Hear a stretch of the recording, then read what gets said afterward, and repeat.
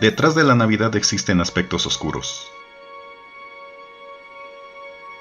Jesús de Belén habría nacido en cualquier fecha, menos el 24 de diciembre, pues miles de años antes de su nacimiento muchas culturas de todo el mundo basaban sus sistemas de medición de tiempo con fenómenos astronómicos. A lo largo del año veían el horizonte por donde sale el sol. Y claro, el sol no sale, sino que ese efecto es producto del movimiento de rotación y traslación de la Tierra. Y observando, constataban que el Sol en ciertas épocas del año llegaba a un máximo de su traslado hacia el norte, o hacia el sur, sin avanzar más allá, fenómenos llamados solsticios, o sol quieto, traducido del latín. Pero que solo al enfocarnos en el solsticio de invierno, este puede ocurrir entre los días del 21 al 22 de diciembre. En estos momentos el Sol comienza su regreso hacia el otro extremo del horizonte. Ahora, la Tierra la dividimos en dos hemisferios, norte y sur, siendo la línea divisoria de ambos la que hoy llamamos como del Ecuador. Teniendo que las culturas mesoamericanas y judía, en la cual nació Jesús, se encontraban en el mismo hemisferio norte. Así, el solsticio de invierno les era común en ambos continentes. Solsticio que implica que la Tierra empieza a rotar de tal forma que la mayor potencia de los rayos del Sol volverán a proyectarse sobre el norte. O en otras palabras, los días empiezan a ser más largos que la noche, comenzando por ello la época cálida, el florecimiento de la Tierra, los deshielos del agua y la siembra de cosechas ante el retroceso del frío. Y claro, un simbolismo más espiritual de todos estos cambios terrestres se hacía consistir en que la luz comienza a vencer a la oscuridad, fenómeno de avance de la luz al que muchos le asignaban el valor del nacimiento de diversas divinidades solares precisamente en el solsticio de invierno. Celtas, germanos, romanos, mayas, olmecas, toltecas, mexicas, entre muchos otros, celebraban ese fenómeno, creando diversas estructuras para medir este y otros fenómenos astronómicos. Pero solo nos enfocaremos en este punto en la cultura de los romanos. Estos en el día 17 de diciembre iniciaban tanto los festejos que llamaban Saturnalias en honor al dios Saturno, deidad de la agricultura, como el festival del nacimiento del sol inconquistado.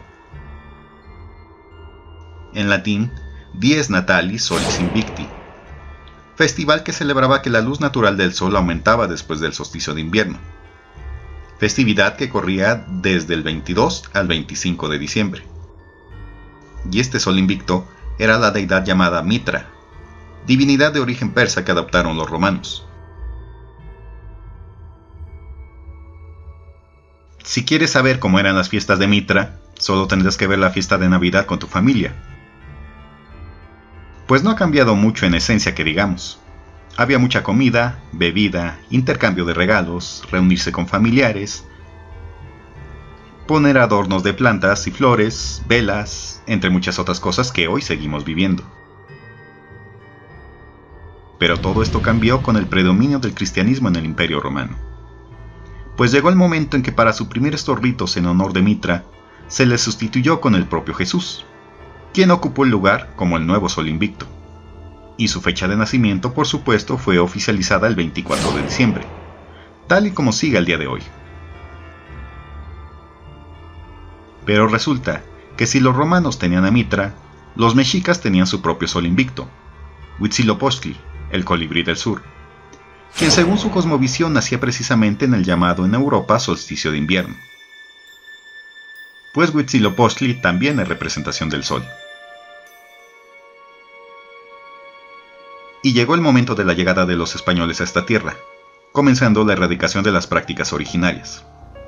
Y como se explicó en otro video, así como la actual celebración de muertos mexicana fue una imposición europea que se mezcló con elementos indígenas, así aconteció con el nacimiento simbólico de Huitzilopochtli, pues aplicaron la misma fórmula ya probada en otros continentes. Y sobre el nacimiento de Huitzilopochtli se impuso el nacimiento de Manuel o Yeshua en el solsticio propio de los indígenas, con un refuerzo más de conversión en la ahora llamada América, la Virgen de Guadalupe, resultando que durante casi 500 años México ha vivido en el error, pues según la versión oficial casi todos creen que la Madre de Dios se habría aparecido el 12 de diciembre. Pero la realidad es que habría sido el 22 de diciembre, es decir, en el solsticio de invierno. Ya que décadas después de la caída de Tenochtitlan en 1521, se dio la reforma del Papa Gregorio XIII en 1582, por medio de la cual le quitó 10 días al calendario juliano vigente hasta entonces, explicándose así cómo la supuesta fecha de aparición de la Virgen de Guadalupe pasó del 22 de diciembre al hoy mundialmente conocido 12 de diciembre. Por lo que para convertir a los indios, los españoles no solo impusieron el culto del nacimiento de Jesús sobre el de Huitzilopochtli, sino que además se tuvo la aparición de su madre en el proceso evangelizador precisamente en ese fenómeno astronómico indígena.